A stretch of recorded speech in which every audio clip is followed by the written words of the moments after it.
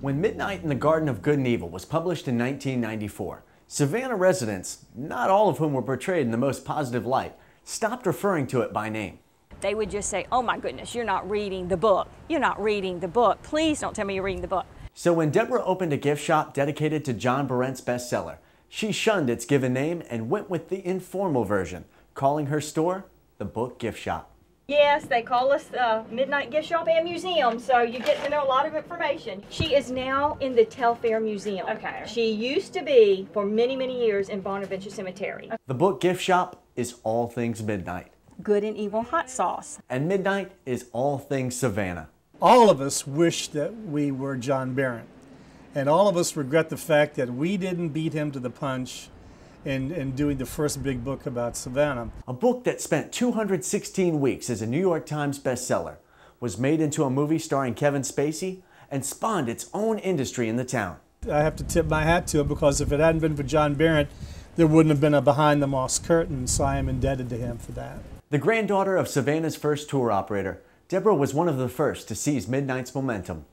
Deborah had opened a gift shop called Hamilton's Fancy Goods on the garden level of the Hamilton Turner House. Now, some of you that know Midnight are going to know the Hamilton Turner House. That was Joe Odom's home in the book. By spring of 1994, Midnight fans started stopping by the house and asking about Midnight, so Deborah converted a quarter of her store into the Book Gift Shop, selling magnets, t-shirts, and mugs adorned with the bird girl, the statue that graces the book's cover.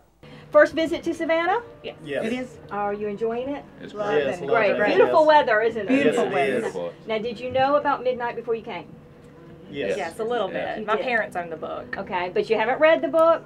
She then learned Bird Girl was copyrighted and spent the next 2+ years getting the copyright. We have Bird Girl items from writing pens all the way up to the Midnight Cookbook, which is very popular. And this is what we call our Bird Girl room. The Bird Girl cookie tin with the key lime cookies, that's a very popular item. Of course, the statue, I guess, would be probably #1 right behind the signed book of Midnight.